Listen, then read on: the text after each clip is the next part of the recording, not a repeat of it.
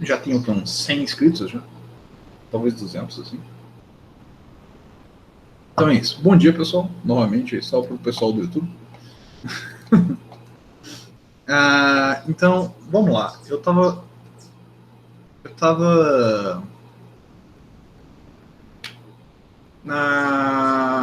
Então, eu vou começar falando sobre... Hoje eu vou falar essencialmente sobre área e volume. Noções de área e volume.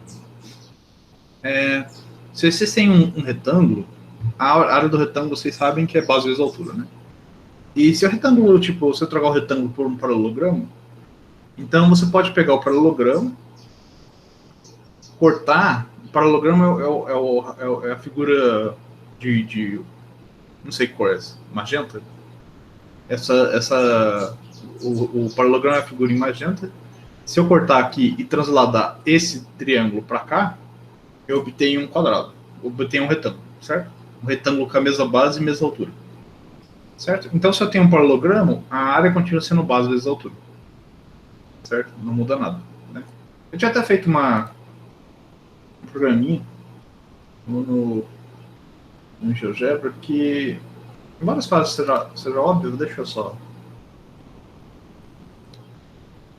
É um fato que as pessoas normalmente não dão muita atenção. Assim. Se vocês têm um retângulo, um paralelogramo de mesma base e mesma altura, eles têm todas as mesmas áreas. Mesmo se você dilatar ele absurdamente, assim, a área sempre continua a mesma.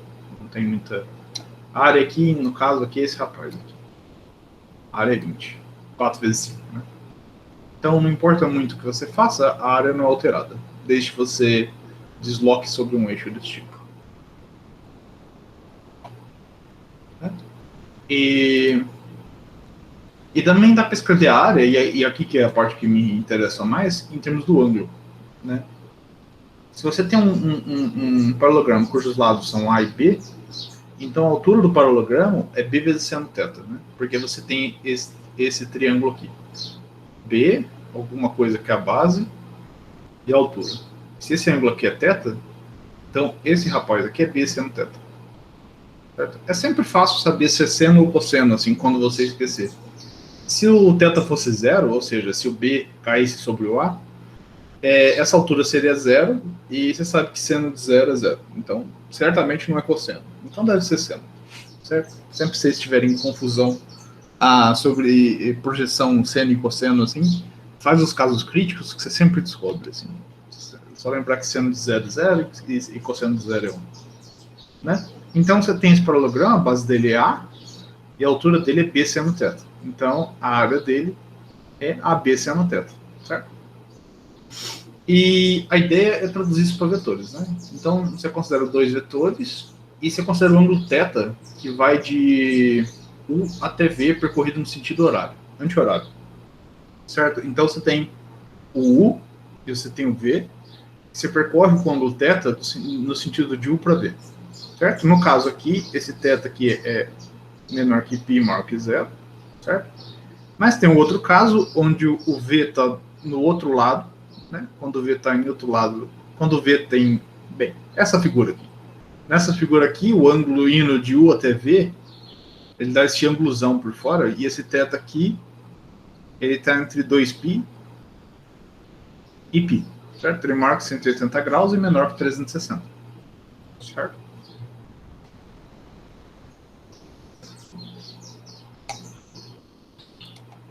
Então, a gente define o produto edge como sendo o edge de U e V, ele é simplesmente a área do paralelogramo dado pelos vetores U e V, certo? Em essência. Certo? Onde o θ, ele é o ângulo que vai de U até V percorrendo em sentido anti-horário. Ele não é exatamente a área, mas quando o ângulo é menor que π, é exatamente a área. Certo? Então, eu defino o produto edge como sendo a norma de U vezes norma de V sendo θ. Lembra que o produto interno, ele é praticamente a definição meio que dual, né? O produto interno de U e V, ele é U, V, cosseno θ. Certo? Aqui é com seno, lá é com cosseno. E meio que os dois produtos têm propriedades parecidas. Assim. Vocês talvez reconheçam isso como produto vetorial, tipo, se você está em R2, você pode pensar que isso é o produto vetorial. Você está fazendo produtos vetoriais de 2 vetores do plano obtendo um vetor para cima, e esse cara é a norma do vetor para cima, certo? Você pode pensar assim. Mas eu prefiro pensar em termos de ângulo. E a questão aqui é, tipo, se o θ está entre 0 e π, então o produto de fato é a área do paralelogramo, pelo argumento que eu fiz em cima, né? Por esse argumento aqui. Né? Então, se o ângulo está entre 0 e π, o produto é de fato a área. Se o ângulo é maior que π, então o é de V é menos a área. Porque nesse caso, que vai ter, tipo, o ângulo é maior que π, então ele é tipo, está entre π e 2π, e portanto o ângulo entre U e V é de fato 2π menos θ. Então a área é UV seno de 2π menos θ, que é menos UV seno θ, que é menos UV. Certo? Então, no caso onde o ângulo é maior que π, esse número é negativo. Né? Então ele não é exatamente área. Deixa eu fazer um adendo aqui, que é tipo, só para justificar essa conta, seno de 2π menos θ, como a função seno é periódica, isso aqui é seno de menos θ, e como a função seno é ímpar, isso é menos seno de θ. Né? É daqui que vem isso. Então, o produto ED, ele pode ter sinal positivo e negativo, e se o ângulo está entre 0 e π, ele é a área, e se o ângulo é maior que π, ele é menos a área. A área do paralelogramo determinada pelos vetores U e V. Certo? E, bem, como eu disse, isso aqui vai chamar produto ED. Se você sabe álgebra linear suficiente, isso aqui é tipo realmente um produto ED. É relacionado ao produto ED de espaços vetoriais, assim. Mas eu não vou entrar em detalhes sobre o produto ED de espaço 3, porque é um tanto complicado definir ele abstratamente. Tá? Não vou entrar nessas tecnicalidades.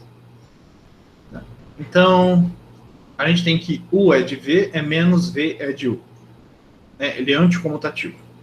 Ao contrário do produto interno, que U interno V é igual a V interno U. Aqui ele muda de sinal. E a razão é muito simples. U é de V, o ângulo vai de U até V. Então esse ângulo, vamos chamar ele de θ. E V é de U, o ângulo vai de V até U. Porque a primeira entrada é V e a segunda é U. Então o ângulo vai de V até U. Né? Então U é de V é o norma de U vezes norma de V seno θ. E V é de U é norma de U vezes norma de V vezes seno 2π menos θ. Que é menos UV seno θ. Então, dessa brincadeira, a gente tem a anticomutatividade do produto. Acho que é o primeiro exemplo, um dos primeiros exemplos que provavelmente se vê em matemática de produto anticomutativo. Assim, né? Assim como o produto vetorial, esse produto é anticomutativo também. Até então, tudo bem? Está indo tranquilo?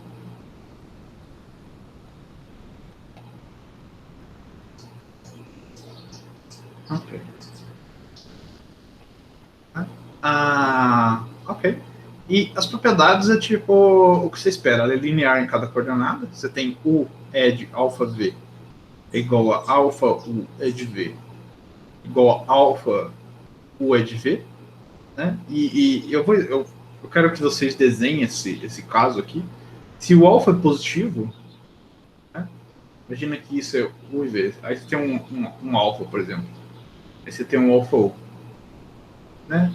Se o alfa é positivo, você simplesmente está dilatando a área numa direção. Então, é esperado que, como você só aumentou a base, né, por alfa, você está multiplicando a área do original por alfa. Se o alfa é negativo, então o que vai acontecer? Você vai ter o alfa negativo, e só que isso vai fazer com a direção do U mude, e aí vai aparecer um 2π menos θ na área. Né? Eu quero que vocês desenhem isso para se convencerem disso. Mas, de fato, vale essas propriedades aqui. De escalar saindo do produto. Que é análogo, novamente, ao que acontece com os números, com o produto interno. E essa é a parte mais complicada, que é entender de onde que vem a associatividade disso, né? A distributividade, né? Você pode fazer U mais V é de W, isso aqui é U é de W mais V é de W, certo? E como é que você faz isso? Você simplesmente mostra que a área desse paralelogramo, a soma dessas áreas aqui, da área azul com a área vermelha, é igual à área dada por U mais VW, U mais V vezes W. Né? Você tem que mostrar que essa área mais essa área é igual a essa área. Né? Eu fiz a prova em essência é tipo... É o argumento do retângulo que eu fiz antes. Né? Cadê?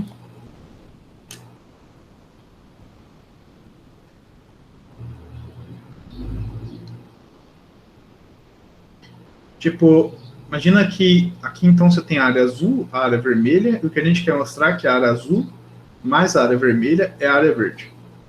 A razão disso é muito simples. Você simplesmente pega uma reta paralela a W e você anda sobre, você dilata, você tipo, simplesmente faz esse movimento de inclinação assim. Então você consegue puxar as duas áreas azul com a área vermelha em cima da área verde. Né? E repare que como você está fazendo uma reta paralela a W, esse paralelogramo aqui, ele tem a mesma base e mesma altura sempre. Ele não muda de base, a base vezes a altura dele é constante. E a mesma coisa aqui, você tem tipo a mesma base e a mesma altura sempre. Então, quando você faz essa deformação, você não altera as áreas. Né? E por isso que azul mais vermelho é verde. Né? E é daqui desse desenho que vem essa relação, que U mais V é de W é igual a U é de W, V é de W. Então, de certa forma, eu não sei se isso era claro para vocês, mas tipo, o fato de você ter a distributividade, você poder fazer chuveirinho com um produto edge ou com um produto vetorial, é por causa dessa deformação que você pode fazer. Você pode deformar a partir de uma reta paralela sem alterar as áreas. E aqui tem uma outra animaçãozinha. A lista de presença está no Discord, pessoal. Essa outra animaçãozinha é simplesmente vendo as áreas. Repara que aquele desenho é meio mentiroso, né? Esse desenho aqui. Porque poderia acontecer, por exemplo, do V estar do outro lado, por exemplo. Tá para cá, sabe? Tipo, tem várias possibilidades, assim, para se ter, assim. Né? Então tem que ter uma certa mentira aqui. Né? Mas o fato é que, tipo, sempre vale essa fórmula e o argumento é sempre o mesmo. Você pode simplesmente deformar para cá e isso te dá a intuição por trás da por que o produto é de vários distributivos. Tá claro isso? Isso é tipo um truque curioso, assim. A mesma coisa vale em dimensão 3, eu vou falar daqui a pouco. Você pode fazer o produto edge de UVW como sendo o volume de um paralelogramo em dimensão 3, e as mesmas propriedades valem. Você tem a distributiva, você tem a associativa, etc. E a distributiva, só que lá vai ser com 3 elementos, vai sair de um fato de você poder pegar o paralelogramo e deformar. Assim. Embora eu não vá desenhar isso. Mas, se vocês pensarem em caso um pouco, fizer vários desenhos no caderno, vocês vão se convencer desse fato. Tá, então, em essência, a gente pegou um conceito que não é muito algébrico, que é o conceito de área, no sentido algébrico, no sentido que você não consegue escrever a área em termos algébricos só usando produto e soma a partir dos vetores, certo? Porque a área seria um módulo do produto edge. Né? Mas deixa eu explicar o que eu quero dizer com algébrico. Então, vamos usar as propriedades que a gente descobriu aqui, são 3, é a distributividade, puxar o escalar para fora e a anticomutatividade. Vamos usar essas 3 propriedades para deduzir a área de um paralelogramo geral. Então você tem U, você tem que o vetor U, se você escrever ele assim, né? Ele é o 2, você pode reescrever ele como sendo o 1, matriz coluna 1, 0, mais o 2, matriz coluna 0, 1. E essas matrizes colunas aqui eu estou chamando de E1 e E2. Tá bem? Então, se eu tenho U1 igual a U1, E1, U2, E2, e V como sendo V1, E1, V2, E2, então fazendo o produto ED, você vai ter o quê? Que U1, E1, V1, você faz esse vezes esse, por exemplo, você vai ter que E1 vezes E1 é 0. Né? Porque você tem E1, você tem o E1 e o ângulo entre E1 e E1 é 0. Então, U é de U, E1 é de E1 é 0, porque o ângulo entre eles é 0. Né? Da mesma forma, E2 é de E2 é 0. Então, quando você fizer o chuveirinho, o Z1 vezes Z1 e o Z2 vezes Z2 não aparecem no final. Certo? O que vai aparecer no final é só o E1 vezes E2 e o E2 vezes Z1. Né? O E1 vezes E2 é 1, porque você tem E1, você tem E2, e o ângulo é π sobre 2. Então, você tem que a área é 1, certo? É um quadrado de lados 1. Então, a área, que é o E1 é de E2, é 1. No caso do E2 é de E1, você tem menos 1 porque o ângulo vai ser 3π sobre 2. Certo? No caso do E2 é de E1, você vai medir esse ângulo aqui, que é 3π sobre 2. Aí vai ter o menos 1. Certo? Tudo bem até então? Então, a gente tem essa tabela de multiplicação. Tudo bem, pessoal? Tá claro o que eu estou falando?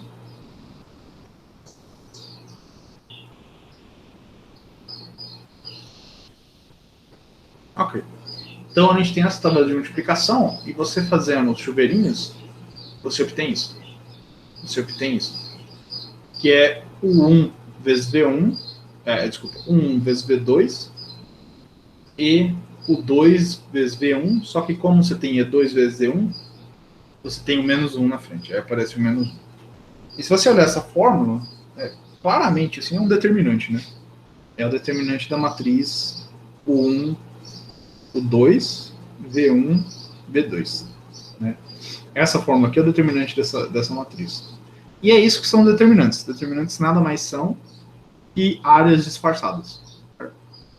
Isso, em essência, é o que é um determinante. E eu vou explicar em dimensão mais alta daqui a pouco. Então, você tem que o V é algébrico, no sentido que a expressão dela é algébrica, assim como o produto interno, né? O produto interno, ele é algébrico também, né? Tem que o interno V é o 1 V1 mais o 2 V2, né? O produto interno é algébrico também, né? E, além disso, você tem que esse número, que é o E de V, ele é simplesmente determinante das matrizes colunas UV, né? O 1, V1. O 1, o 2, V1, V2. Né? Agora vamos entender... antes de eu fazer isso, deixa eu fazer uma digressão sobre o caso de dimensão 3.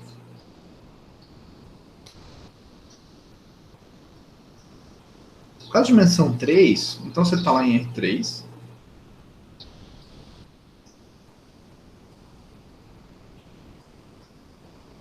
Talvez o 1 aqui. Está em R3.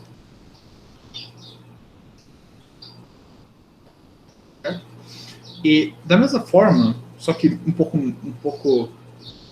Da mesma forma, você sempre consegue definir o produto de 3 vetores. Isso aqui vai ser tipo o volume.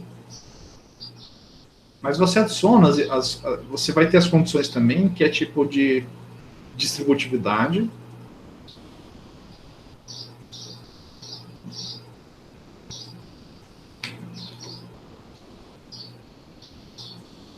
E aqui já não tem mais, não dá para você ver mais como produto vetorial. E não tem uma interpretação de produto vetorial mais. Isso aqui é o linha de PW. E você vai ter a do escalar também.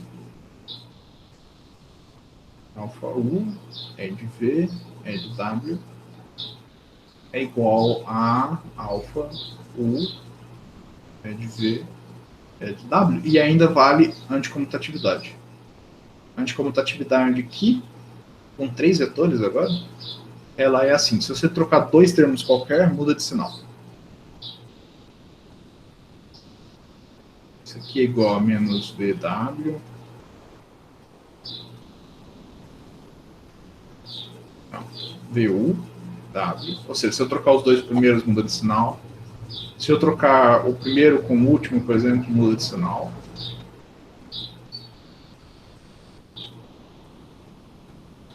Se eu trocar os 2 últimos, muda de sinal. Ou seja, se eu permutar 2 termos, sempre muda de sinal. Você consegue ver tudo isso geometricamente também, da mesma forma. Então, do mesmo jeito, a gente tem os chuveirinhos, a gente pode tirar o escalar para fora, e a gente tem a anticomutatividade. Permutando 2 vetores qualquer, você tem uma mudança de sinal. Né? E se você pegar, então, 3 vetores, o 1, o 2, o 3, V igual a V1, V2, V3, e W igual a W1, W2, W3, vocês vão fazendo a conta, do mesmo jeito que eu fiz ali, vocês vão obter que U vezes V vezes W, isso aqui é o determinante de U1, U2, U3, V1, V2, V3, W1, W2, W3. Certo? Então, o que esse produto mede é sempre área, volume, etc. Né? Para vocês fazerem essa conta, se vocês quiserem, vocês vão usar que E1 é de E2 é de E3 é 1. Né? Ou seja, estou definindo o produto, esses 3 caras, como sendo 1. Isso dá o volume. Certo? Alguém me chamou do Discord, eu acho. Não. Então, isso em essência é o que é volume. Volume nada mais é que volume. Determinante nada mais é que volume. Só que é um volume com um sinal. É um volume que pode ser negativo ou positivo. Certo? É isso que eu queria ilustrar. E aqui eu fiz em dimensão 3, né, com 3 vetores. Mas se eu tiver em Rn,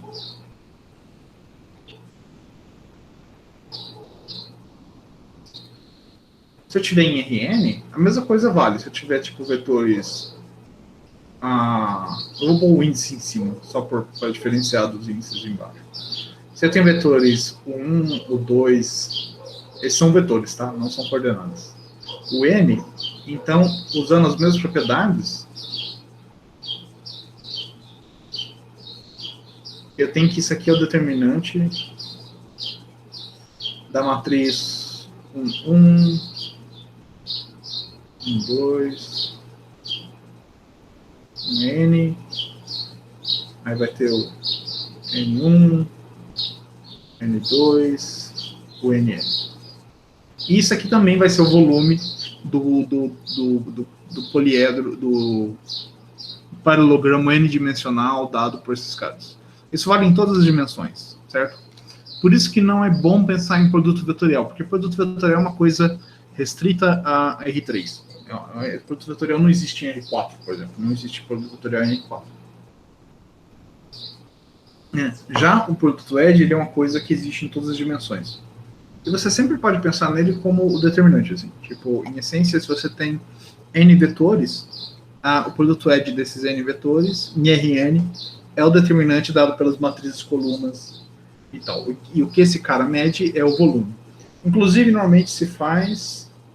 R7 tem um produto vetorial especial, sim. Tem.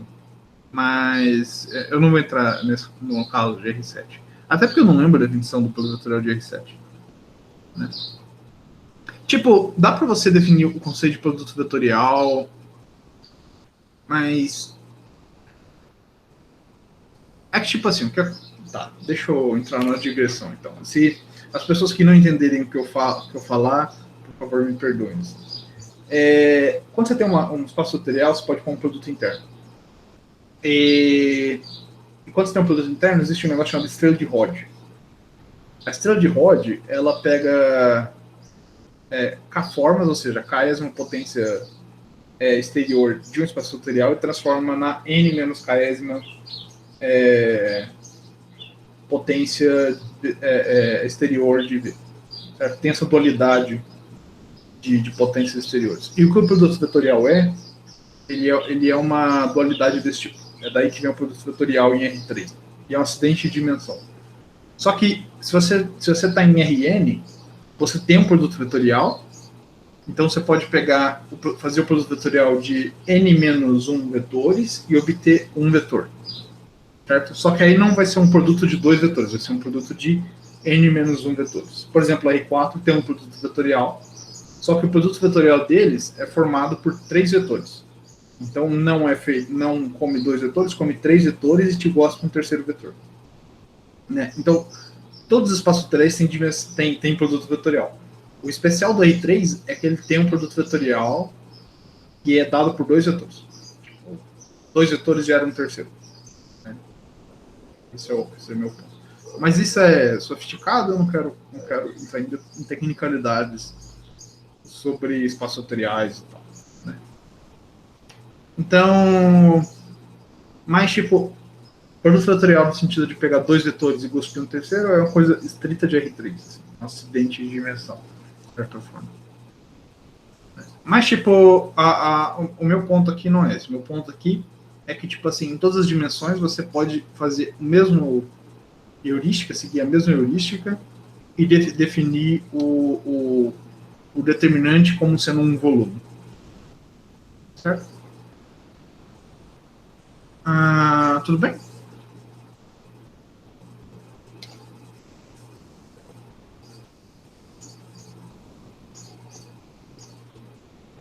Eu lembro que a R7 tinha um produto vetorial especial, mas eu não lembro como que é. Talvez eu esteja falando besteira e tenha um produto vetorial explícito. Provavelmente a R7 deve ter porque... Deixa eu pensar.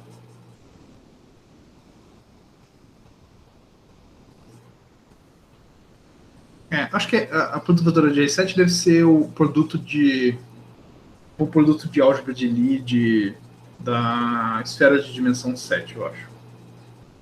Mas deixa quieto, eu não vou entrar em tecnicalidades. Mas de fato a R7 tem estrutura especial. Né? O produto vetorial também tem. O produto vetorial de R3 ele vem da esfera de dimensão 3. Né? Mas deixa quieto. Estou fazendo digressões demais e não é meu objetivo. Então, tá tudo claro até então que eu falei de volume?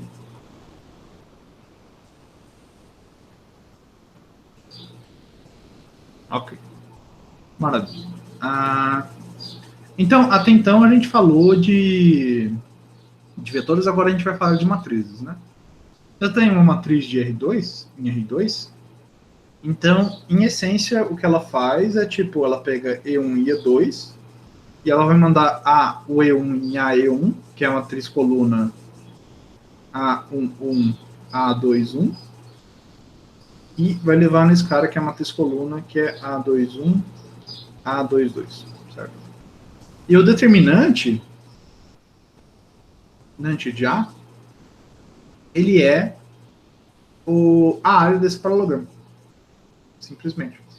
Ele é AE1, ED, AE2, que é por causa disso, né?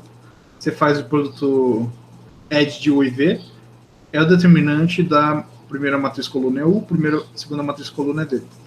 Então, o determinante de A, ele é o produto ED dessa coluna com essa coluna. Isso, a lógica é similar, é análogo em RN. Pode fazer isso em qualquer dimensão. E é daí que vem determinante. Determinante nada mais é que isso. A gente não tem nada de especial. Determinante mede volume, é sempre isso. né? E, portanto, o que a gente tem é que o determinante de uma matriz mede é simplesmente pegar um paralelogramo de área 1, transformar num paralelogramo AE1, AE2 com a área que é o determinante. Certo? É o que o determinante mede. Ele pega o quadrado de área 1, deforma ele por uma coisa estranha, e a área é o determinante. Né?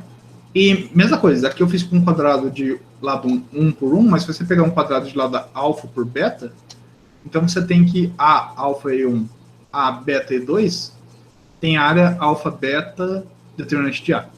Então, ou seja, se você diminuir seu quadradinho, a área da imagem diminui pelo mesmo fator. Certo? Se você contrai, se você multiplica os lados do quadrado por alfa e beta, no final, a área da imagem ela é dilatada por um fator alfa-beta, certo? E então, se você tiver um quadradinho pequeno de área S1, a imagem tem área S2, e a relação é S2 determinante de A em módulo S1. O módulo vem porque o determinante pode ser positivo ou negativo, mas o módulo determinante mede a taxa de variação da área, né? O módulo determinante mede como a área é aumentada ou diminuída. Né? De forma geral, se você tem uma matriz A e você tem uma figura, então, como uma figura você pode preencher por quadradinhos pequenos, você tem que a imagem de uma figura arbitrária vai ser uma outra figura, e a área, a relação entre as áreas vai ser a mesma. A área de S2 é igual ao determinante de A vezes S1, porque você pode pensar nessa região como sendo preenchida por quadrados infinitesimais, quadrados infinitamente pequenos, e a imagem de cada quadrado é deformada pelo determinante. Então, somando os quadradinhos do domínio, você tem os quadradinhos do contradomínio, certo? E cada quadradinho é deformado por um fator S1, por um fator determinante de A, desculpa. Tá claro isso?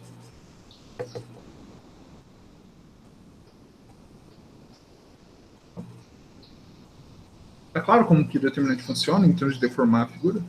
Tá. Você concorda até aqui, Samuel? Você concorda que se eu pegar um quadradinho pequeno e aplicar a matriz A, eu vou obter um paralelogramo, e esse paralelogramo, a relação de áreas é a área do paralelogramo final é igual ao módulo do determinante de A vezes a área do quadrado original. Tá claro isso? Ok. Agora pega a sua região, seu domínio, e pensa nele como sendo quadriculado. Você quadricula ele, certo? Por quadrados infinitamente pequenos. Né? Cada quadrado, quando você aplicar a matriz A, ele vai ser deformado por um paralelogramo. Certo? E da mesma forma que a figura original era a união desses quadrados, a figura final vai ser a união desses paralelogramos. Certo? Como a área de cada quadradinho, ela é como a área de... Se você pegar um paralelogramo do final, que veio de um quadradinho no domínio, você vai ter que a área desse cara, vamos chamar ela de DS2, certo? E aí você tem esse quadradinho que ele tem área DS1. Né? A área de DS2, ela é o módulo de determinante de A vezes DS1. Você concorda com isso? Certo? E aí então você faz o quê? Você tem que S2 vai ser a soma de todos esses DS2 pequenos. Né? Você tem infinitos deles, assim. E aí você vai ter o determinante de A, DS1s. E aí que vai aparecer o determinante de A sai dessa soma infinita. E se obtém S1. Né? E é daí que vem a ideia de que quando você pega uma figura de área S1, a imagem pela matriz A vai ter a área que é S1 vezes o determinante de A. Certo? Isso não é uma coisa de R2, tá? Isso é uma coisa de Rn. Você tem uma figura dentro de Rn e você aplica uma matriz, certo? Você vai obter alguma coisa horrível, mas a área final é igual a área inicial vezes o determinante. Ah, o S1 é a área. Ah, maravilha, maravilha. Né? E eu queria fazer uma observação de cálculo, não sei se todos vocês fizeram cálculo 2, mas isso é uma ideia que está presente em cálculo na forma de mudança de variável. Né? Se você tem uma função de uma região ômega 1 para uma região ômega 2 em cálculo, você tem a função f, e ela é bijetora, e ela é suave, ou seja, todas as derivadas existem, são contínuas, e a inversa dela também. A inversa tem todas as derivadas existem e são contínuas. Certo? É o que se chama de diffeomorfismo. Né? Então imagina, o exemplo padrão é tipo... você pode pegar, por exemplo, você pega R2 e você tira o zero juntamente com essa parte negativa. Né? Então aqui você pode escrever cada ponto xy como sendo R cosseno θ, R seno θ. Certo? Então a gente tem um mapa da onde em onde. Você tem tipo menos π, π vezes R positivo nessa região que eu chamo de ômega. Que ela é dada pelo quê? Você pega o ângulo, você pega o R, e ele manda em R cosseno θ, R seno θ. Né? E isso chama coordenada polar, né? Vocês devem ter visto isso em algum momento da vida. Né? Você tem esse fator de coordenada polar. Né? O que eu quero explicar é uma digressão, mas é interessante. Anyway, assim. Imagina que você tem uma função f, então você tem que f de f1, a função ela vai de uma região de R2 em uma região de R2. E vamos dar nome aos bois. Vamos chamar de y1 a primeira coordenada de f e y2 a segunda coordenada de f.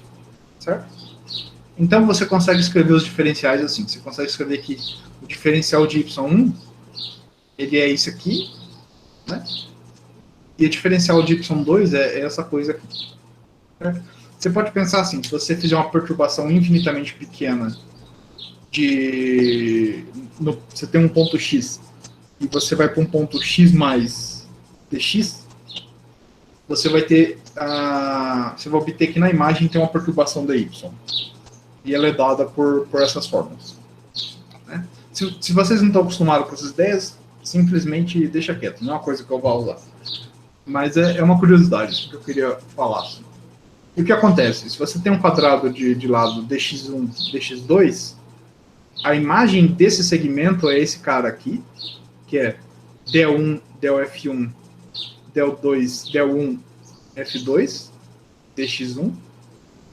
E a imagem do dx2, apontando para cima, vai ser esse vetor vezes dx2 que eu esqueci de escrever aqui. Certo?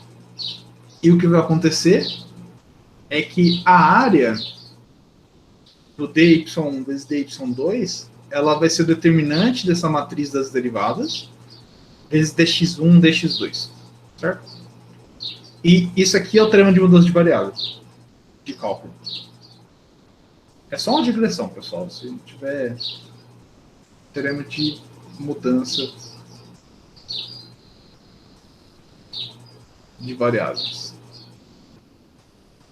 É a mesma ideia da matriz que eu usei antes. É essa mesma ideia de antes da matriz, só que a diferença é que a matriz vai mudando ponto a ponto. Para cada ponto você vai ter a matriz, que é essa matriz das derivadas, e a forma como uma função muda a área, muda com a matriz. Né? Então é meio que essa versão, só que a matriz muda ponto a ponto, de certa forma. Né? E o que acontece é que vai ter a mesma relação. A área no final é relacionada à área no começo. E isso dá a forma de mudança de variável do cálculo. Você tem que a integral de uma função h, dy1, dy2, é igual a integral vezes jacobiano, dx1, dx2.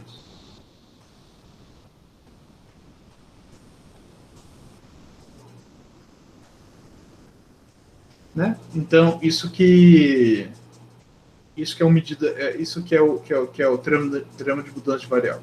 Certo? Você pode pensar em termos de quadrados infinitesimais e tal. Eu acho que é legal, tipo, se vocês têm interesse, desenhar o caso de coordenadas polares e entender o porquê que o caso de coordenadas polares é tipo você tem tipo integral de f, né? Quando vocês fazem mudança polar é tipo xy dxy, e aí vocês fazem a conta assim, vocês obtêm que h vai ser uma função de r θ agora, né? E vai aparecer um r de θ dr, né? É interessante assim entender geometricamente o porquê que isso vale assim. Todas essas formas do cálculo, seja mudança de coordenadas em dimensão 2 ou dimensão 3, etc., elas seguem essa mesma heurística, é entender como é que a função altera os quadradinhos infinitamente. E para entender como é que os quadradinhos mudam infinitamente, é ver como é que o quadrado de raio dx, o quadrado de lados dx1, dx2 são levados para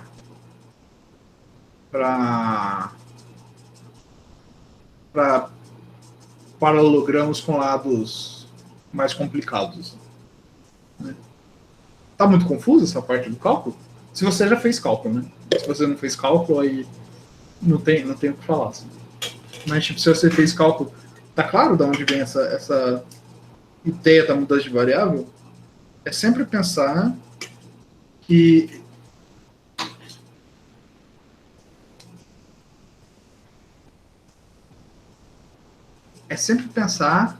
você está pegando quadrados infinitamente pequenos e sua função, num quadrado infinitamente pequeno, ela se comporta como linear.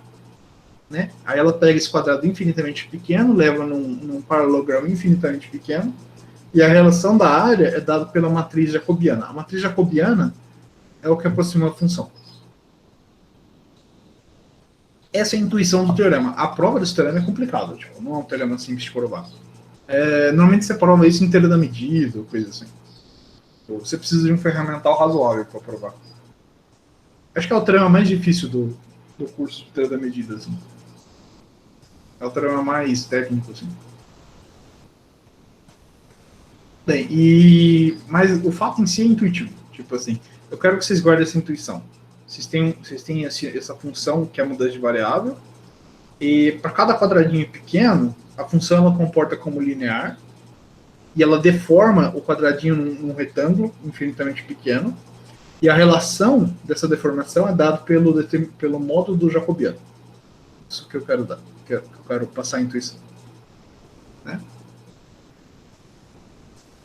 Ok. Então, isso meio que tipo cobre a noção de área. Né? Bem, matrizes de rotação, que são, lembra que são cosseno θ, seno θ, menos seno θ, cosseno θ. Isso aqui tem determinante 1, porque cosseno ao quadrado, né? Determinante disso aqui é o quê? Determinante é cosseno ao quadrado, mais, né? Seno ao quadrado, igual a 1. A reflexão tem determinante menos 1, porque a reflexão, lembrem que se você refletir no eixo x, ela é dessa forma, né? Aqui tem um e o determinante é tipo menos 1. Então, o módulo do determinante é 1, então ela preserva a área. Né? Eu vou explicar o que é esse menos 1 daqui a pouco. Se você tem uma matriz com a dilatação, ela aumenta a área ou diminui de acordo com o lambda, com o fator lambda ao quadrado. E se você tem matrizes que são dilatações em um eixo só, então você tem que a área aumenta um fator A, certo? Ou um fator B. Né? E aí entra os retângulos, as matrizes. Né? Se você tem um círculo, o círculo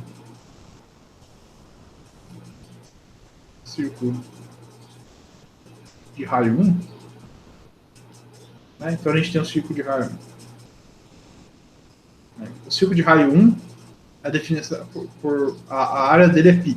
Normalmente eu defino o π como sendo a área do círculo 1. Assim, né? Eu uso a área para definir π, normalmente. Então, a área é igual a π, né? Se eu usar uma deformação desse tipo, que é lambda-lambda, né? Ou seja, eu estou fazendo uma expansão, eu posso transformar o círculo de raio 1 num círculo de raio R, né? E a área vai aumentar de acordo com lambda ao quadrado. No caso aqui, o lambda é R, né? E essa área aqui vai ser πr ao quadrado, tudo bem? Que é o esperado, né? A área do círculo é πr ao quadrado. Mas eu posso pegar o círculo de raio 1 e de raio 1, aí eu dilato ele no eixo x por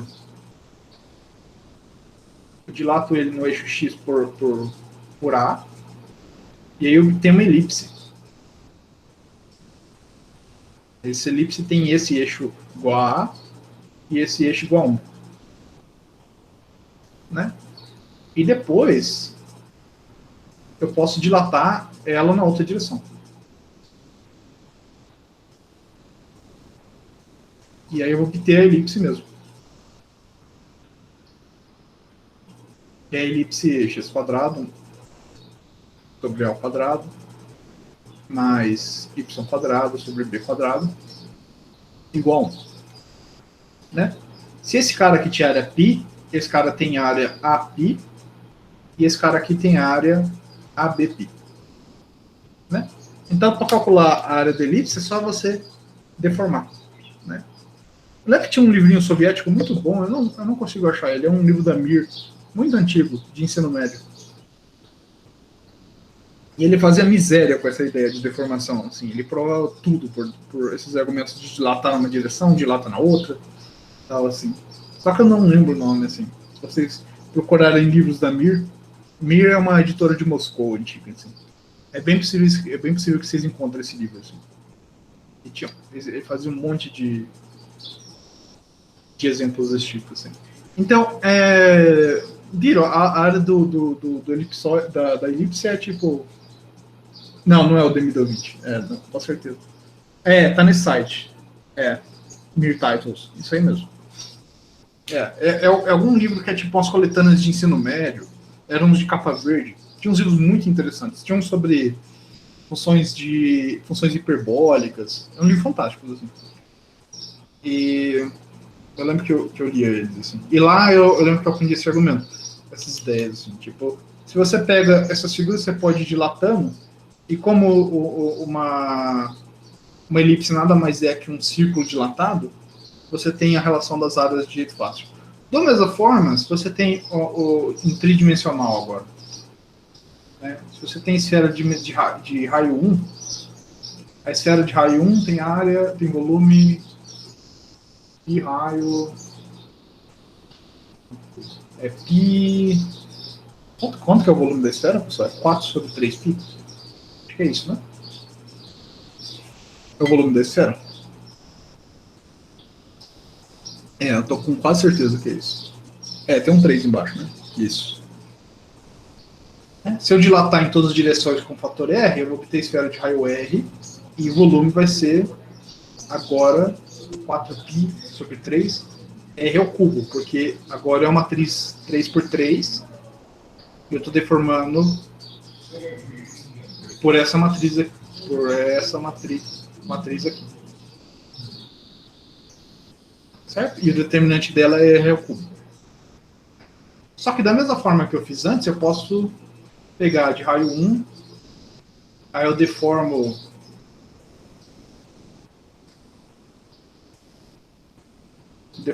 na direção A,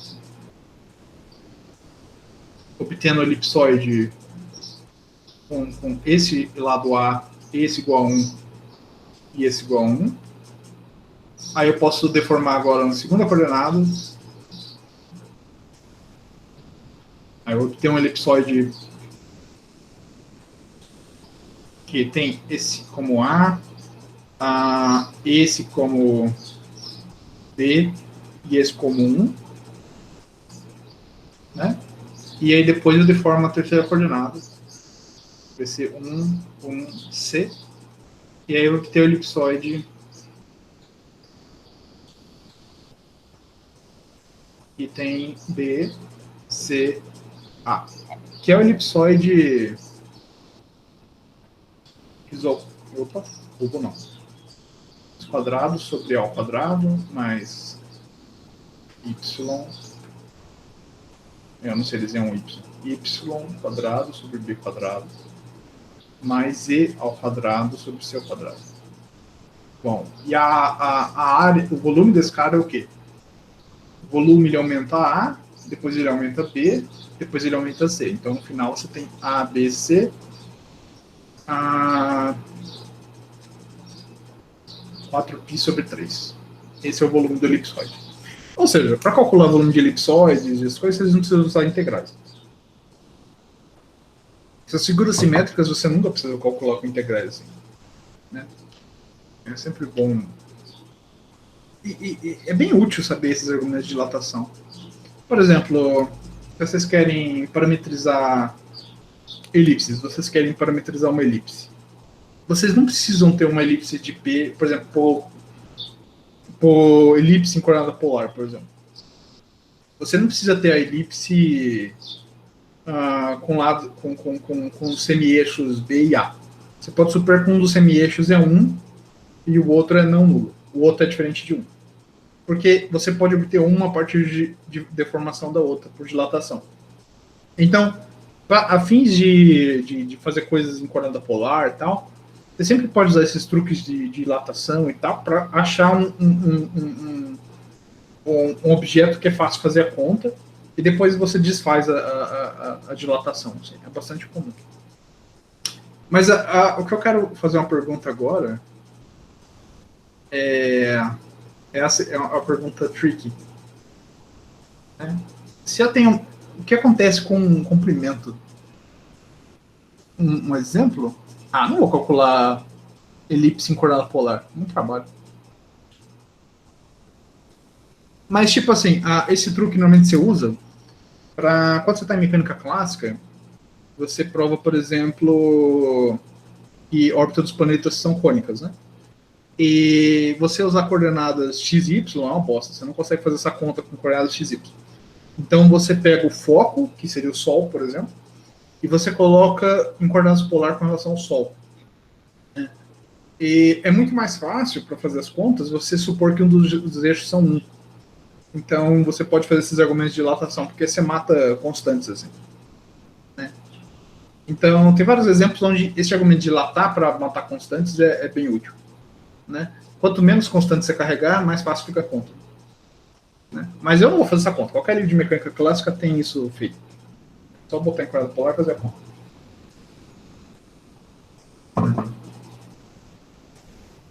Me recuso a fazer essa conta. Muita conta. Mas o que eu queria falar é mais interessante que isso. Repara no seguinte. Esses argumentos de dilatação, eles preservam a área. Quer dizer, eles funcionam bem com área, né? Se eu pego uma figura, tipo o círculo, e eu expando ele, a área se altera de acordo com o determinante. A pergunta que eu faço é sobre o perímetro. O que acontece com o perímetro de uma figura? Se eu pegar uma figura, tipo...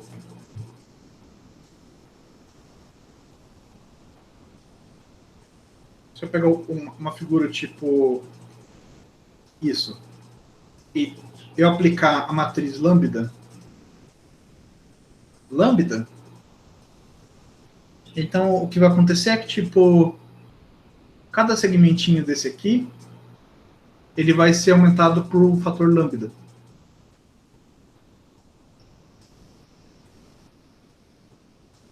É a mesma figura, tá, pessoal? Só dilatado. Certo? Se esse segmentinho aqui tinha comprimento L, esse cara aqui tem comprimento L, lambda L. Por quê? Porque teorema de Pitágoras, né? Se esse cara aqui tem comprimento L, e ele tem tipo coordenadas x e y, se eu dilatar lambda x, lambda y, esse comprimento aqui cresce lambda y, lambda L, desculpa. Certo? Então, se você dilatar igual em todas as direções, o perímetro aumenta da mesma forma, porque cada segmento aumenta o comprimento de acordo com o lambda. Mas, Isso só funciona se você deformar em todas as direções com a mesma força, com a mesma intensidade. Se você deformar só numa direção, como é o caso da elipse, quando você faz essa deformação, o lado, se você fizer o trem de Pitágoras, o lado não aumenta por um fator A. Você não tem controle de como que o lado aumenta. Então, essa transformação aqui, que é a matriz A1, você não consegue, de jeito simples, calcular o perímetro dessa segunda já. Você não tem uma tradução para o perímetro. Da mesma forma que você tem para a área. Né? Inclusive, isso é um problema bastante complicado. Perímetro de elipses, você nunca consegue calcular perímetro de elipses explicitamente. Assim. O perímetro de elipse sempre vai aparecer uma integral elíptica no final, que é da onde vem a palavra integral elíptica. Se você tentar calcular perímetro de elipses, você nunca vai achar um resultado explícito. Você vai achar blá blá blá blá blá integral de algum monstro. Né? E meio que tipo o que acontece é que tipo se você não dilata em todas as direções ao mesmo tempo, o que acontece é que por esse argumento pitagórico aqui, que se você aumentar em todas as direções, aumenta o comprimento junto. Se você dilata só numa direção, você não tem controle do L, você não sabe para onde o L vai. Né? Então, não percam isso em mente. Assim. Embora matrizes elas funcionam bem com área, elas não funcionam com perímetro. Né? A mesma coisa em dimensão 3. Se você tem um objeto tridimensional, um objeto bidimensional em R3, e você dilata ele por uma matriz, você sabe como o volume aumenta, mas você não tem ideia de como a área de superfície aumenta. Você não tem controle sobre isso. Certo? Esse é um comentário que eu queria fazer. Né? E a última coisa que eu quero explicar é o negócio do sinal. Né? Eu tinha mostrado essa animaçãozinha na aula passada. Né? Essa, tipo, hoje eu acho que acaba a parte mais elementar. A próxima aula, eu acho que eu vou falar mais sobre... Eu vou começar a falar da desigualdade perimétrica, talvez. Mas aí eu quero entrar logo em transformações de Möbius e chegar em geometria hiperbólica. Eu acho que é a parte mais emocionante, né? Mas eu acho que era importante falar dessas partes mais de área, volume, etc. Né? Mas vamos ver o Grothendieck aqui. Então, aqui a gente tem a matriz de identidade. A matriz de identidade não faz nada com o Grothendieck, deixa ele parado. Né? Se o A aumenta, a figura dilata, né? E a área aumenta conforme o fator A. Como a matriz agora ela é... Deixa eu tirar a matriz aqui para um canto aqui.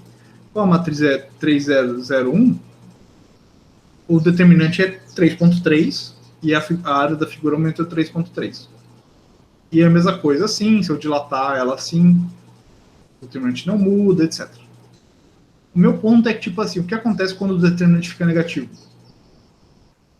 Quando o determinante fica negativo, o determinante negativo, embora ele tenha a mesma área, no caso da matriz que é reflexão, embora ele tenha a mesma área, o que acontece é que muda a orientação da figura. A figura ela parece espelhada da figura original. Então, o sinal do determinante ele mede esse espelhamento. Se o determinante é positivo, quer dizer que a figura não é espelhada. Ela tem, embora ela possa ser deformada, etc., ela não é espelhada.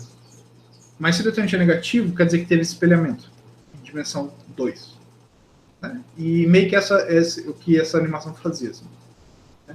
Se eu espelhar duas vezes, por exemplo, ó, repara, essa figura aqui, ela espelhou uma vez, depois espelhou outra vez. Então, ela está refletindo em relação ao eixo, à origem. Né? Ela pega um ponto xy e manda para menos x menos y. O determinante é 1, e de fato essa figura ela tem a mesma orientação que essa. Porque você pode pegar o Grothendieck e girar e botar em cima dele mesmo. A figura não foi espelhada. Né? E isso, em essência, é isso que o determinante mede em dimensão 2. Se a figura foi ou não espelhada. Eu gosto sempre de pensar em termos de arcos. Eu sempre penso num loop. certo? E eu aplico a minha transformação, e a questão é, tipo, o loop ele pode ser deformado, né? Ele pode ser obter um outro loop. Mas se o loop está na mesma direção, quer dizer que o determinante é positivo. Se o loop inverte a orientação, se o loop muda a orientação, se antes ele estava no sentido anti-horário, ele vai para o sentido horário, isso aqui quer dizer que determinante maior que zero, determinante menor que zero. Então é isso que o sinal do determinante mede, se a figura foi refletida ou não, invertida ou não. Né? E a questão em direção 3, eu quero explicar em direção 3. Em direção 3 eu não consegui fazer no GeoGebra, eu fiz no matemática.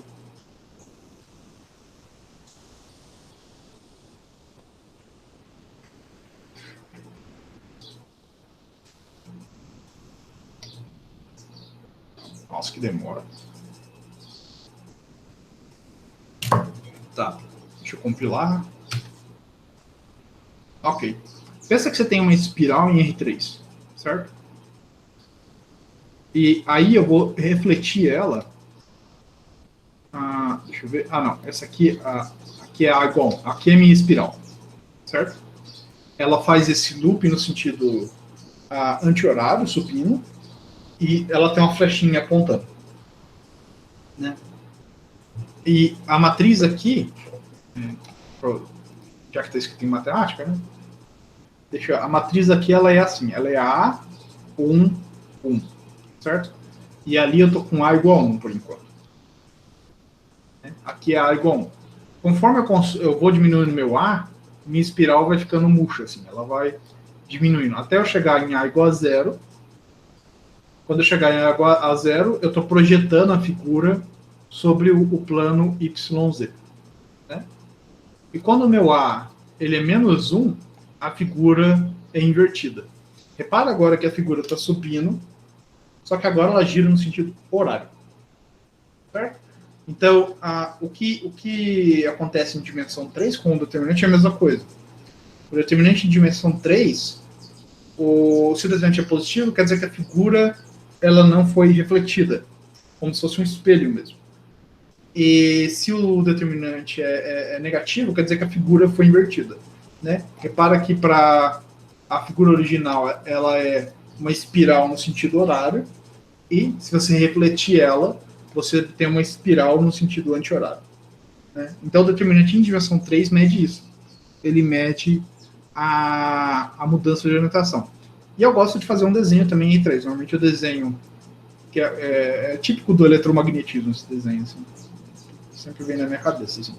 Você tem tipo essa figura, que ela é tipo a regra da mão direita, né? Vocês sabem, eletromagnetismo ou cálculo vetorial, sei lá. É tipo essa espiral em torno de um eixo. Aí você aplica a transformação A. Se o determinante dela for positivo, ela mantém essa orientação. Mas se o determinante é negativo,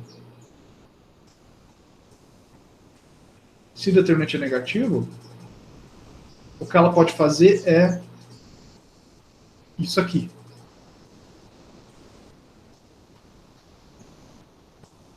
Mudar a seta. Ela pode inverter a orientação da figura. E isso que o determinante mede, em dimensão 3. Em dimensão mais alta fica mais difícil de visualizar. Mas o conceito de inverter orientação também existe. Em dimensão alta. Só que aí eu não tenho um desenho, né? Porque desenhar R4 é um pouco mais complicado. Tudo bem? Tá claro até então? As intuições, as coisas?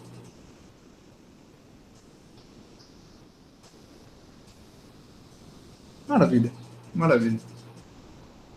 Tá? Então, isso meio que cobre o que eu queria falar de coisa básica. Assim. Deixa eu terminar só com a desigualdade isoperimétrica. Ela é interessante. Né? Então, a gente falou de área e tal. Então, deixa eu pelo menos tenho 18 minutos. Não sei se eu vou pelo menos apresentar o problema. Depois da desigualdade isoperimétrica é assim. Imagina que temos uma curva fechada. Simples. Fechada quer dizer que o começo e o fim da curva é o mesmo ponto, e simples quer dizer que ela não se intersecta.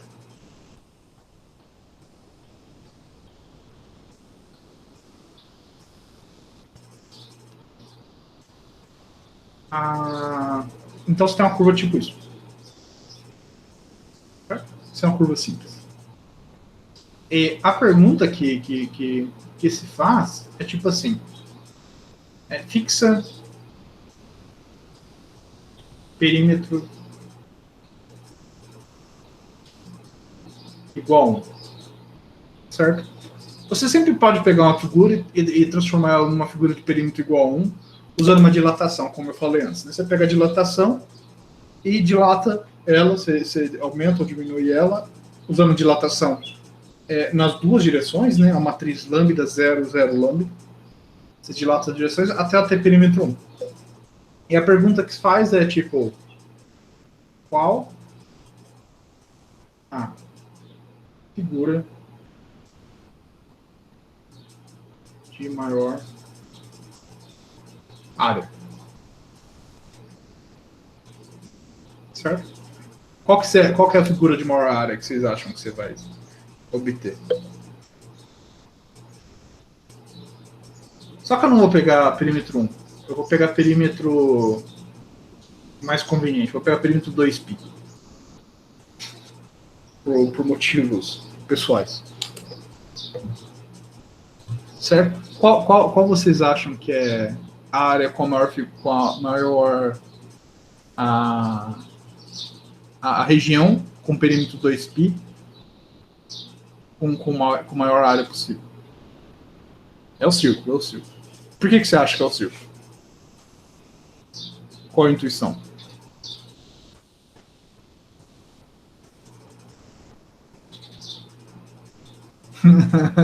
Você fez como? Com análise de Fourier?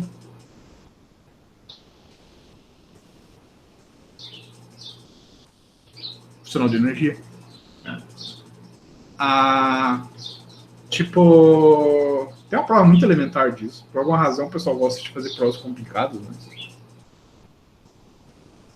Não, mas tipo, tem uma intuição física que explica isso de jeito muito melhor.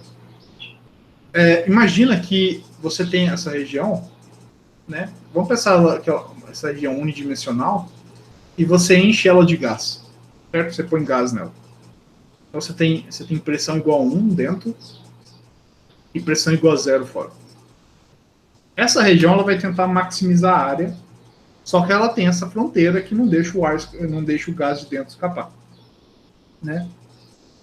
Tipo assim, intuitivamente, por uma questão de simetria, é esperado que isso vai se arranjar no círculo, né? Pelo mesmo motivo, bolhas de sabão são esferas, certo? Tipo, bolhas de sabão tem uma quantidade de superfície fixa, né? A área da bolha de sabão é fixa pela quantidade de sabão e ela tenta maximizar a área, o volume, o que ela obtém é uma esfera, certo? Em dimensão 3, você tem o mesmo problema e a bolha de sabão é a solução ótima, é a solução que, dado a área fixa, a área de contorno fixa, o volume que maximiza é a bolha de sabão. Só que é um problema bem mais complicado de provar em dimensão 3. Né? Em dimensão 2 você pode usar a mesma intuição. É meio que a bolha de sabão unidimensional. Né?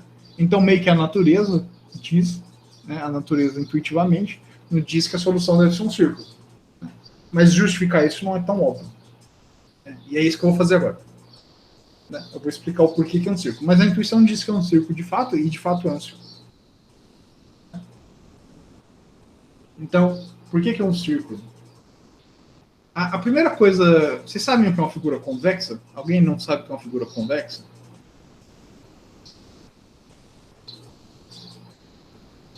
Pega um barbante e estica. Isso aí.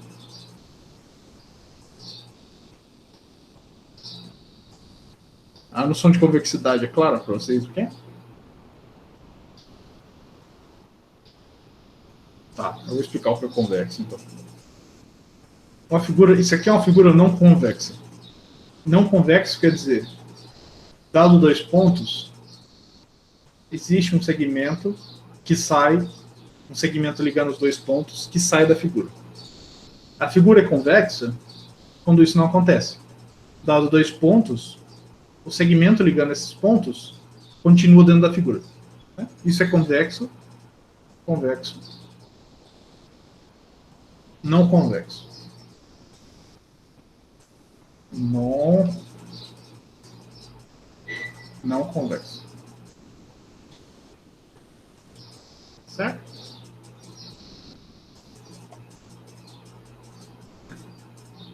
Não, eu adoro esses argumentos físicos. Assim. Ok. E a primeira coisa que eu vou afirmar é tipo assim, se a figura maximiza a área com perímetro fixo, né? Com perímetro fixo. Então, ela é convexa. Isso é de fato fácil de ver, assim. Imagina que você tem essa figura aqui e ela... E vamos mostrar que ela não maximiza a área. Você simplesmente pega dois pontos aqui, que saem, você pega uma curva que sai da figura, e você reflete, você pega esse pump para dentro aqui, esse negócio para dentro, e você reflete para fora. Então a figura original era essa, certo? E se eu refletir, eu obtenho a figura nova, que é essa azul aqui.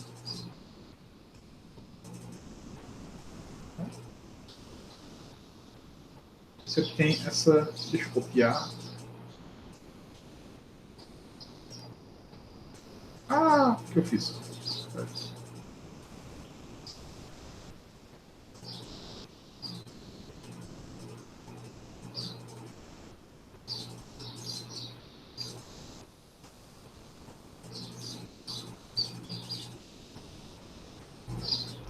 Caramba.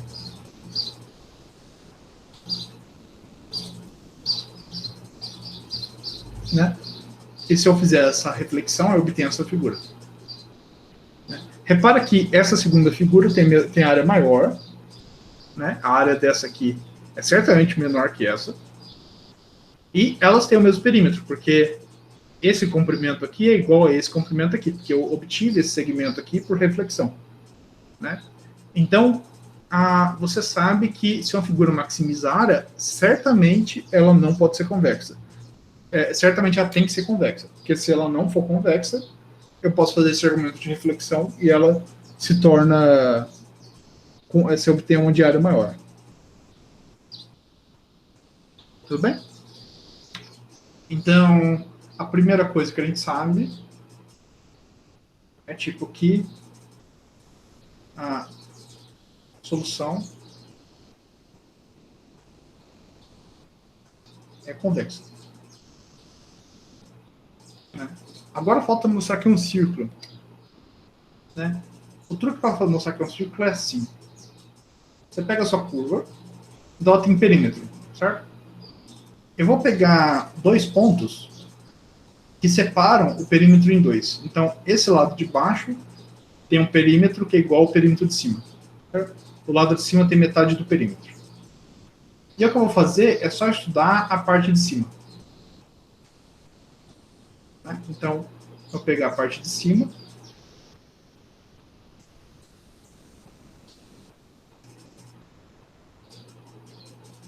Eu só vou estudar a parte de cima.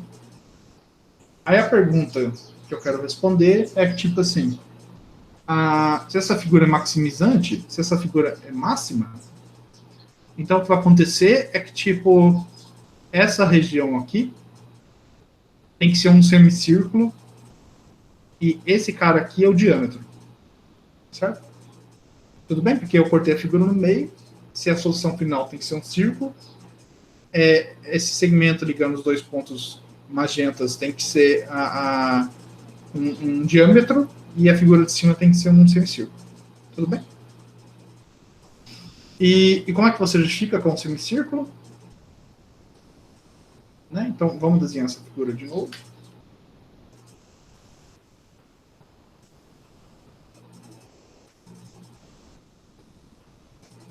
O que você faz é o seguinte, você pega um ponto, você faz essa região aqui.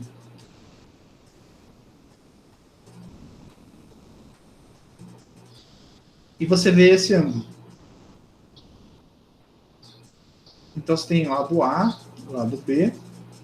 E o que acontece? Se esse ângulo, se θ for diferente de π sobre 2, né? É tipo, a área desse triângulo aqui, então, a área dessa parte superior é o quê? É essa área aqui, com essa área aqui, juntamente com a área do triângulo. Certo? O jeito de você maximizar a área do triângulo, a área desse triângulo é o quê? É seno θ, A vezes B sobre 2. A forma de você maximizar a área do triângulo é pegar θ igual a π sobre 2. Que é quando o seno atinge o máximo, assim, o seno é igual a 1. Certo? Então, para você maximizar essa área, você pega θ igual a 2.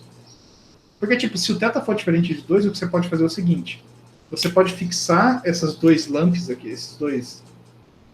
Você fixa essas duas luas aqui, certo? E mexendo nos pontos vermelhos, você pode atingir o valor que você quer, que é o θ igual a 2, igual a π sobre 2. Conforme você mexe os pontos vermelhos, esses pontos da base, o que você vai obter é tipo que a maior área vermelha que você obtém é com θ igual a π sobre 2. Então, no final das contas, se essa área é maximizante, se a área da figura acima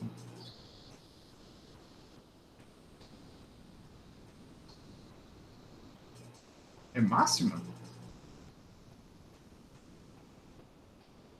então θ igual a π sobre 2. Certo? Tá. Então, no final das contas, o que acontece é o seguinte. A gente tem dois pontos. Eu estava desenhando de vermelhinho. Tem dois pontos. E tem essa figura de cima. E para a área ser máximo, o que acontece é que, tipo, esses ângulos sempre tem que ser reto. Né? E a única figura que tem essa propriedade, que o ângulo partindo do diâmetro é π sobre 2, é o semicírculo. Né? É tipo... Isso implica que a curva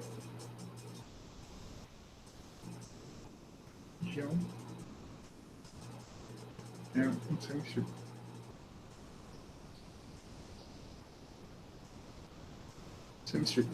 Então, para você obter a área máxima, você tem que... Essa parte de cima tem que ser um semicírculo. E fazendo o mesmo argumento com a parte de baixo, você obtém que a parte de baixo tem que ser um semicírculo também. Então você tem que a parte de cima e a parte de baixo são semicírculos grudados, né? E como eles têm o mesmo perímetro, são dois semicírculos iguais. E é isso. Essa é a prova. Então, essa é a prova da desigualdade isoperimétrica. Se você tem, entre todas as figuras de perímetro fixo, a que maximiza a área tem que ser o círculo. Tá claro o argumento? Esse é um argumento bem clássico, acho que foi um dos primeiros argumentos da desigualdade isoperimétrica, lá do século XIX, eu acho, do século XVIII, que chama argumento de Steiner. E a ideia é usar a convexidade e essa propriedade do círculo, que o conjunto dos pontos, né, fixar dois pontos, se a região formada por esses triângulos retângulos tem que ser o círculo. Né? Isso aqui é uma propriedade que caracteriza o círculo. Né? Você fixa dois pontos, Se esses dois ângulos são sempre perpendiculares ao longo da curva, então essa curva é um círculo. É bem interessante esse problema. O dimensão 3 é bem mais complicado. Tipo assim, mostrar o da esfera, mostrar que a desigualdade, mostrar que das esferas, das figuras fechadas com área superficial fixa, a que tem volume máximo é a esfera, é bem menos trivial. Tipo, você não tem um argumento simples desse tipo, né? E tem um problema bem interessante, que é tipo, tem uma versão bem interessante que é o double bubble, que é, se você tem tipo assim, duas bolhas que se encontram, bolhas de sabão, né? Isso é que o pessoal chama de problemas de bolha de sabão em geral, por causa do exemplo tridimensional. Se você tem duas bolhas de sabão, né, e elas são grudadas assim, elas têm uma camada que separa elas, a que maximiza a área são duas esferas grudadas, e aí vai ter uma calota no meio, e a calota que separa também é uma terceira esfera. E o ângulo entre as esferas é π sobre 3. 3, π sobre 3. Né? Essas regiões podem ter volumes diferentes. Né?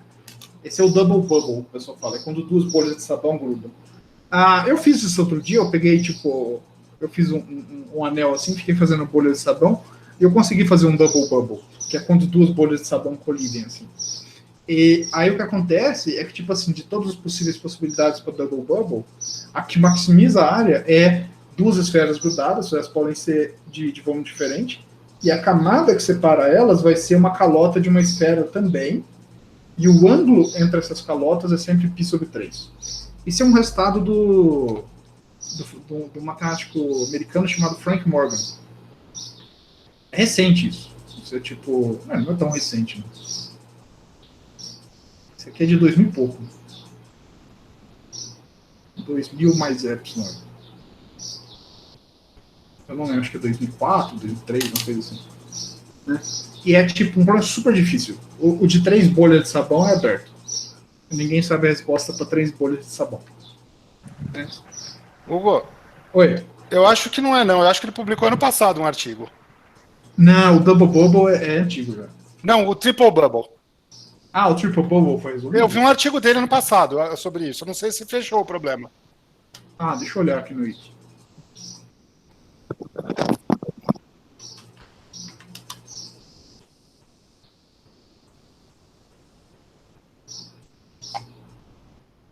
Vamos ver.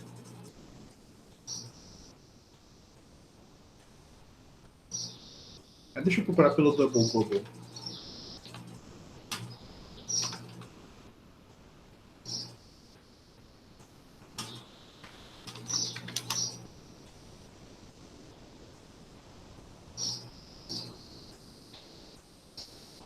Essa é a solução do Double Bubble. E a prova é de... É bem recente.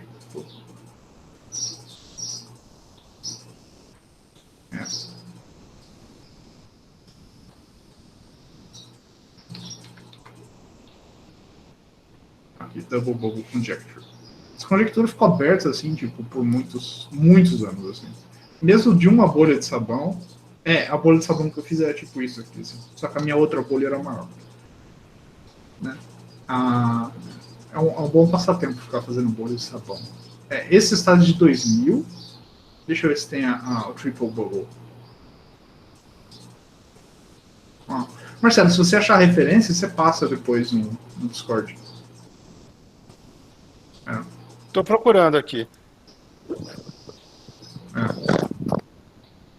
Mas eu e o Marcelo conhecemos o Frank Morgan lá em São Paulo.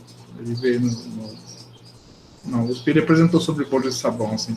Procurem vídeos dele no YouTube, é fantástico as apresentações dele. Ele traz um monte de experimentos de bolha de sabão, assim, é uma coisa linda, assim. Frank Morgan, né? E é tipo meio que essa a origem dos problemas de bolha de sabão, que começaram lá no século XIX, assim, se perpetuaram até hoje, assim. Né? Ok. Alguém tem alguma dúvida? Curiosidade?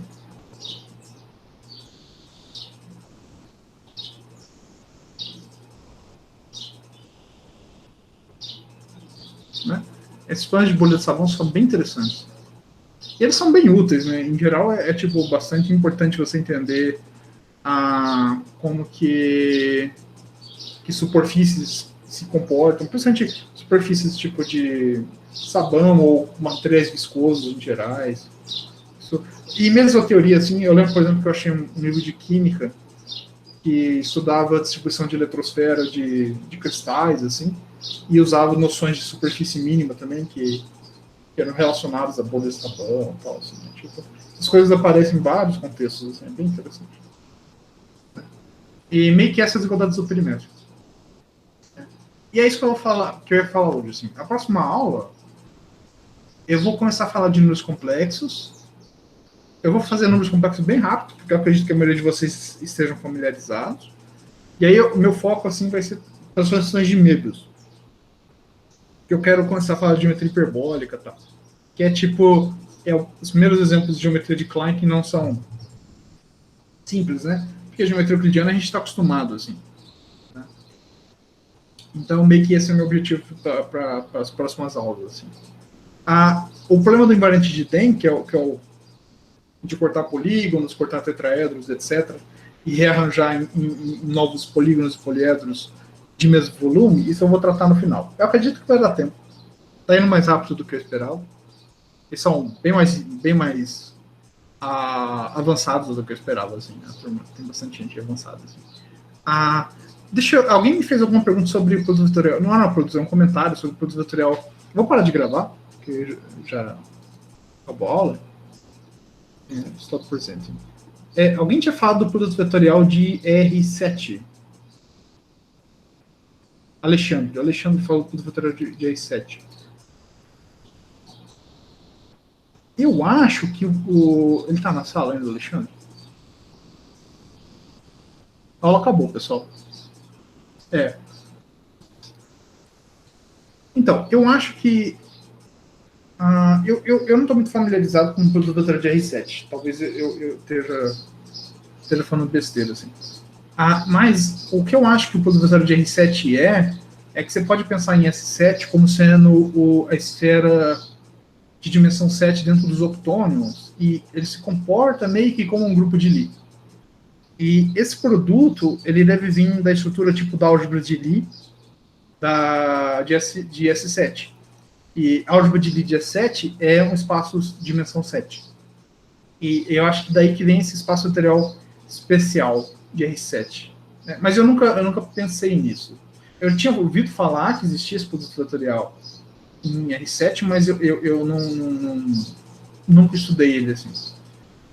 O meu chute nisso é porque o produto vetorial de R3 ele vem da esfera de dimensão 3 dentro dos quaternions. A esfera de dimensão 3 dentro dos quaternions, ela é os quaternions unitários, é um grupo de Lie, e a álgebra de Lie, ela tem a estrutura do produto vetorial.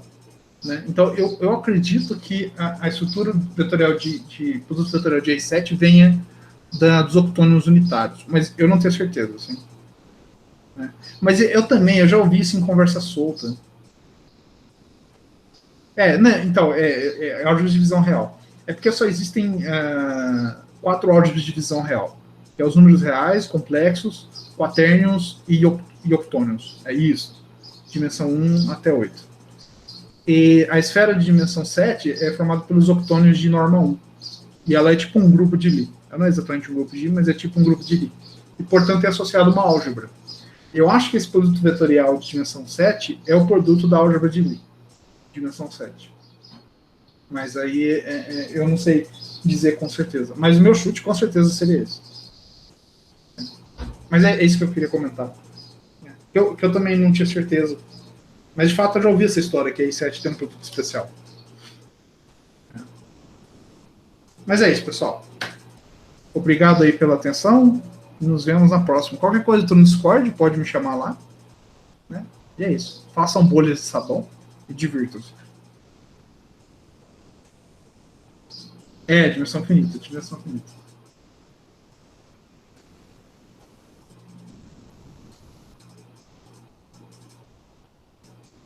Não, é sério, façam bolha de sabão. É legal fazer bolha de sabão. Cara, eu penso muito em física. Tipo. Não, mas o responsável é o Grossi. O responsável, tipo. É. Não, inclusive, eu tava. Ah, deixa eu. Eu não parei de gravar, né?